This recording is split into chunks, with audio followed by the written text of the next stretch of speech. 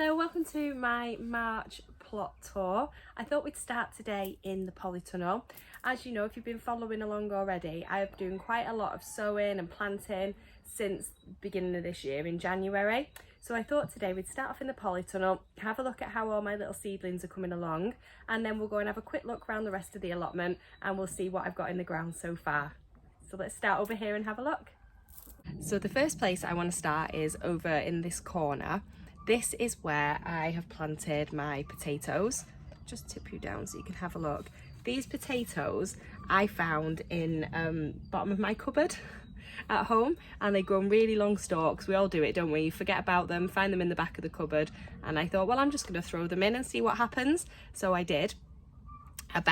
Probably about 4 weeks ago now, I put them in here in this bucket, and they have grown amazingly well. Let's have a look at them.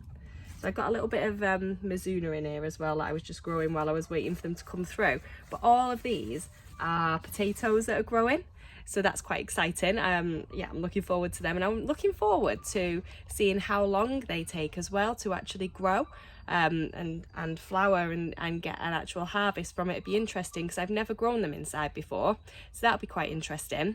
And then just behind the potatoes over here is my salad garden. We're going to take you over there and have a look because I made it myself. So let's have a little look. So this is where I'm keeping the majority of my salad crops at the moment. Still a little bit cold outside for them, although I have planted some outside. I'm growing a lot of them in here. So in this tray here, I got this sandpit free on Facebook Marketplace, and I brought it in here, drilled holes in it and put some mud in it because I can't, as I've said quite a lot of times, I can't have anything on the floor down here. So if you put anything on these pallets down here on the floor, something comes in and eats them all at night. So I can't do that. But for some reason, whatever it is that comes in and eats them doesn't seem to climb, which is a winner. So in here I have got lots of my Asian greens. So I got Mabuna, I got mustard, there's a pak choi in there, and some radishes and some spring onions. I've crammed quite a lot in there, and this, believe it or not, is only, I harvested it probably 2 days ago, and it's all just grown back huge so quickly. But it is really warm in here at the moment. And then over this side I've got that's rocket in there, and then I've got another pak choi, Mabuna, and then over here the same as well, just on top of the potatoes there. So this is my salad corner. I've just noticed this morning saying that no one comes in and eats my stuff. This one seems to have been attacked in the night. I had a pak choi in the middle there that's mysteriously disappeared. So yeah, something must have managed to climb up there. And then on the end here, these are some peas that I'm growing for pea shoots. Just these ones here. Now these ones are the cheap Bachelors Peas from Asda, I think. That I'll show you the box. And I saw somewhere that it said you can grow them for pea shoots. They make good pea shoots. So there they are. So they're just cheap supermarket dried peas that I've thrown in, and they've grown really well, which is quite exciting. So let's have a look at what else we've got over here. So this is the next part next to the salad bay. This is where I've started keeping all of my seedlings so that they're up off the floor. It's a big long desk, it goes all the way around. In here I've got broccoli seedlings, which actually aren't looking very healthy at all. I don't know whether it's a combination of the heat in here, but they're really, some of them are dying, and most of them don't look very well at all. So I'll have to keep an eye on them. I'll just throw some more in and sow another load because it's quite early anyway. Next to them I've got my chard. I was so worried about my chard. It did not come up for ages. It took a long time. I did germinate it here in the polytunnel instead of taking it home, because when I take stuff home to germinate, I've got a really bad habit of just forgetting about them.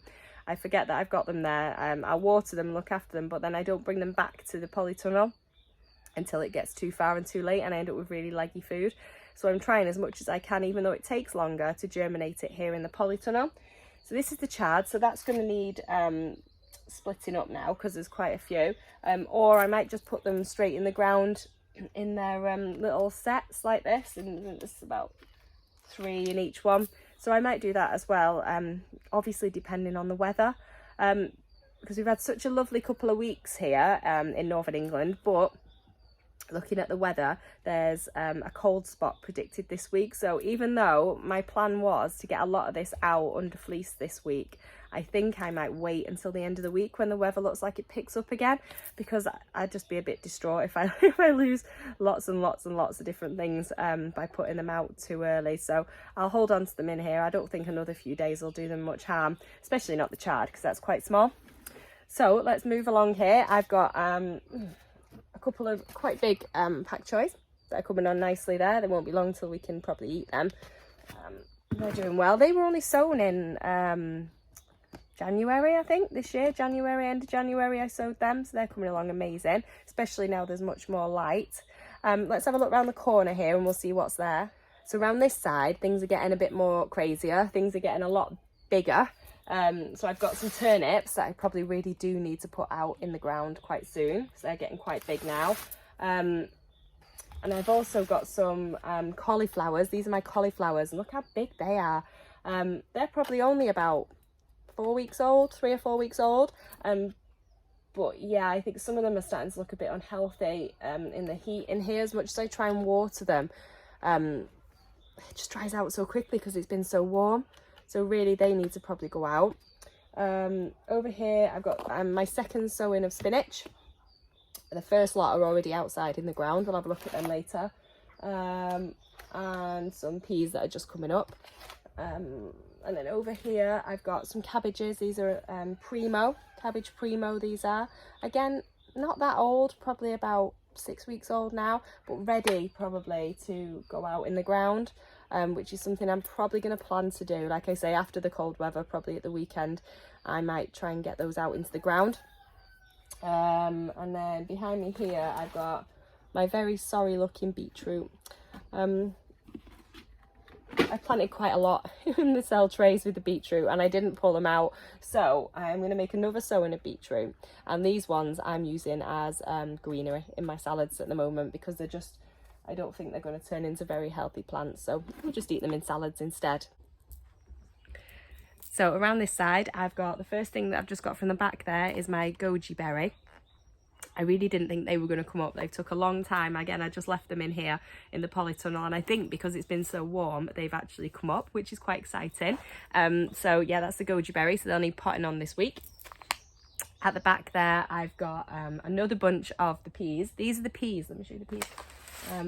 These are the peas. They're just some cheap ones, 50p I think it was for this whole box of peas. So I'm just growing them for pea shoots. I'm not growing them for their peas, but they're pea shoots for salad. And I'm really excited that they've actually grown and come up, because that's the other packet over there, just at the back. Behind there I've got some red cabbage that I potted on this week. They're growing nicely. Some different types of peas there. I think they're going to be a purple pea, which is quite exciting. Sprouts that I've only just potted on, I'll show you those down here. So these are the sprouts here, and these are some red cos lettuce as well, which are quite tiny. So that's that little section there. Over here as well, I've got giant strawberry, which is the only one that came out of a whole packet of seeds that I put in. This is the only one that's made it, and it's looking a bit droopy. I think it needs a bit of water, but it's doing all right. And I've also got some calendula that I've just come up now, so they're going to need to be potted on this week as well. Let's move further around this side and we'll see what I've got up above me here. So this is the tallest part of my crazy structures I've got built to keep everything off the ground. In here I have got another load of cabbage. I think these ones are the greyhound. They've come up really quick as well, and really they're in the same position as the other cabbage. They really do need to go out. I've got some more pak choi, which has been eaten all the way up here. And then I've also got coriander, which is coming on really nicely now. It's got its first true leaves. What else have we got here? Lavender that's not really doing anything. It's gone a bit green on top as well. I think the humidity's maybe got to the lavender a bit, so I might have to re-sow the lavender and see if I can get some of that through. And then Over here I've got some spring onions that I'm just trying to find somewhere to put them outside, because they're doing really well outside on their own. And then towards the back over here, I'll just bring you over. So towards the back over here, I've got some, I can't really lift it up, it's a bit too heavy, but I've got parsnip seeds in toilet rolls. They've been in for about 2 weeks now, not doing anything so far, but I know parsnips do take a while to come through, so we'll see if we do get anything on those. I'm growing in these as well, just because I want to try and get straight ones. This year I got ones that look like mutant aliens. They didn't grow straight at all, so hopefully this year growing them in these, and I can just put them straight into the ground as soon as they germinate, get them straight in the ground, and hopefully I might get straight parsnips this year, which would be good. And then further towards the back here, I've got some leftover rocket from the stuff that I potted on down there, and I'm just using this for salad greens at the minute as I didn't want to throw it away, so I'm using that for salad. And then what else have I got? Leftover turnips. I've got a bunch of radishes waiting to go in. I've got leftover turnips and some leftover kale as well, which the kale I've potted on is just behind me here, so I'll show you that, and then that's the last bit. So this is the last section. It's just a little table I've got over here in the corner just for my overflow that's going on at the moment. So in here we've got a bunch more coriander that I've got out, and I've got 2 types of kale growing this year. I've got some Black Magic kale, which when I looked at it said that it's a really good type of kale for this country and the weather in the UK, and this is the furthest I've ever got kale to grow. Last year my kale failed absolutely dismally, so that's the kale. And I've also got a curled kale over here as well, which is doing okay. Some of it's doing okay, some of it's not so great. And then over here, which really desperately needs somewhere to go, I just haven't found anywhere for them yet, is some red pak choi that I started growing as well. So I need to just find somewhere for those to go because they're coming on really quickly. And over here I've got some shallots that I've had in probably about a week now. They've not really done anything either, so I'm thinking I might take those home actually and pop them on the window ledge at home where the conditions are a bit more stable. I might do that. So that's everything that I've got growing on in the polytunnel at the minute. It's a bit crazy, a bit of a mixed bag of all sorts, and a lot of it does need to go outside, but like I said, I am going to wait because I'm really wary of the cold weather and the snow, especially if I fleece them over and then the snow gets on them and squashes them all. So I'm going to leave them until at least the end of the week. I'm sure that most of them will be absolutely fine for another few days, but let's go and have a look at the stuff I've actually got out in the ground around the rest of the allotment and see what it looks like now, so then we can compare it in a couple of months. So this is my second allotment plot. As you can see, the only bed I've really got planted up is this one over here. The rest of them I've started making a go of this one to put some more stuff in. I've also got rhubarb growing along on the end over there, but the rest of it just needs all needs digging over and preparing, so it's quite a big job. There's quite a lot of the beds that I need to get prepared and dug over and ready. Well, let's have a look at this one because this is one of my favourite beds, so let's have a look at it and see what's in it. So this bed here is my potato bed. It's a bed that I planted potatoes in about 2 or 3 weeks ago. They're just starting to come up, which we'll have a look at in a minute. But what I did, I thought, well, there's actually quite a lot of empty space in this bed around the potatoes, and I was looking about what to do, and I thought, well, in the other allotment, I planted in a lot of different plants around my broad beans, and I thought, well, why don't I do that? I could put some broad beans in that I had still in the polytunnel, and some salads around the potatoes, because they'll be done way before the potatoes will, and they'll actually cover a bit of space for me as well on the ground to stop as many weeds coming through. So that's what I've done. So we'll go and have a close-up look at this bed and see what it looks like. So I planted in some radish, some red kale, more radish there, and then red kale, broad beans, radish, and spinach. This is my red kitten spinach, which I'm so impressed with. So pretty, and last year I could not grow spinach at all. I tried so many times to grow spinach and it just wouldn't grow. There's a little weed there. So yeah, there's my red kitten, and then it just goes on along the rows. You see there's some weeds coming through already, and it's only been a couple of days since I picked them all out. So yeah, same really all the way along. And then here, look, is a little potato coming through, which is quite exciting, and a million weeds around it I need to get. So they're just starting now to come up, my potatoes. We go along. So the rows, pretty much, I mix them up as much as I could and change them around, try and confuse any slugs or anything that might want to come and have a snack on something. And then over here at the end, I've got a couple of bunches of spring onions in there as well, which are doing really, really well. That's the spring onions. Some more spring onions over there. So I'm quite impressed with this bed, really. It seems to be doing all right. Everything in it's doing all right. It's obviously covered with fleece to keep it protected from any, frost and things like that at night. But it's actually looking really, really healthy. Let's go and have a look at the rhubarb. So this is my rhubarb bed, and it's coming on really, really well. I've got three. I've got one here, one in this corner over here, and one in the corner at the back.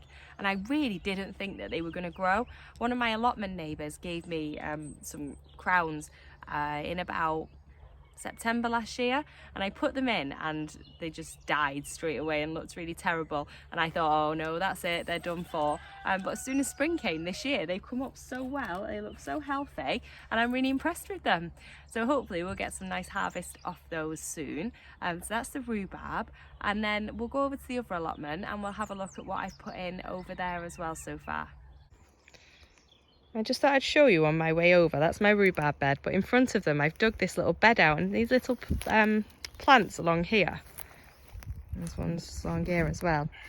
I got these for free from my local florist. I started an arrangement with them where I'll come and collect their garden waste for my compost pile, and then they give me anything as well that they've got left over. So I've got some really pretty borders looking in there as well. So this is the bed that I planted a couple of weeks ago with broad beans from the polytunnel, and then I decided I was going to interplant some of the other salad leaves that I had in there, and everything in this bed is doing really, really well, which I'm really impressed out with actually, because everything I tried to grow in this bed last year totally died. I didn't manage anything. I had a lot of carrots and radishes in there, and nothing grew at all. So this year everything seems to be doing all right. I've got 2 rows of peas in here, and then I've got all the broad beans and some salads. So I'll take you over, we can have a little close-up of them and see what they look like. So these are the peas. This row here I planted out at the same time as everything else in the bed, and the row behind it I just planted out a couple of days ago. But they both seem to be doing absolutely fine, even with a couple of frosts that we've had. And then in the bed, I'll just turn around, here are the broad beans. They're doing absolutely amazing. Some of them are coming up really, really big now. And then we've got some pak choy in there, some mustard, and some red kale over there as well. And then we've got a big mizuna in the corner there, and one down the other end that I picked from yesterday, so it's not very big. Yeah, look at this. It's so healthy, everything looks so healthy. And I did forget as well one night to cover it over with the fleece, where I'd watered it and left it, and I came back the next morning and everything was frozen, and I thought, oh no, that's it, they're all gone. But actually they've managed to survive all right, which is good. I just have to make sure I don't forget again. Let's go and have a look at the other bed that I planted in as well.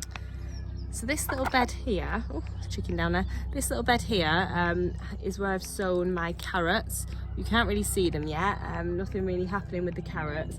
And then I put some onions in here as well, which you can see, but the chickens do keep breaking into this bed a lot. So I need to secure it a bit better, because I've lost so many onions for them getting in here and tearing it all up. So let's have a final walk around so you can get some sort of idea. So this is the bed with the carrots and the onions. And then down there's the compost bins, my wood pile. This is the orchard I've got going on so far. So I've got cherries, pears and apples in here. And I've also got another one that I got free from the local council that were giving them out that needs to go in over there. And then, so that's the orchard. And then over this way, this is the bean bed. That's where the beans are going to go. And then this one here is where I'm thinking I'm going to put the pea shoots into this bed, I think, because it's quite heavy clay soil. So I think I'm probably going to put the pea shoots in here because they seem to grow anywhere really. They're not too fussy about where they go, peas, as far as, well, from my experience anyway. So hopefully they'll do okay in that bed, and they might also put some nutrients into the soil. And then we've got some empty beds along here. This is the next one to prepare. This is an arch that I made the other day. And then all of these beds along here, they all just need preparing. I've got some leeks still left over in that bed.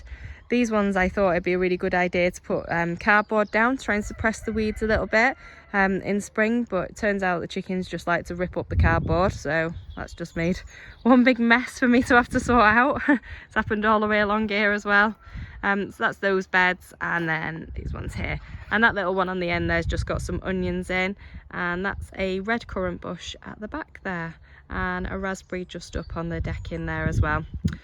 So if I turn around so you can see, this is the kids area at the back as well. So there's the trampoline, some swings, and one of my allotment neighbours gave us that little house the other day and a little goal post. And hopefully we can take these floorboards up soon as well that are along the floor, because it's dried out a bit now, so we don't need a pathway so much. This is my arch. I made this the other day, and it took me about 2 hours to make this arch. I was so proud of it when I finally got it up and done. So I'm hoping, I can't really decide at the moment. I was thinking I might grow sweet peas up it, but I also might grow pumpkins up it. So I can't really decide which one to do. Someone on Instagram did suggest that I could probably do both. So I might give that a try and see how that looks. I think that'd be particularly pretty and functional at the same time. So that's my allotment now in March, so it'd be really interesting to come back month by month now, and we'll start seeing how it changes and how it grows. But until next time, I'll see you soon. Bye.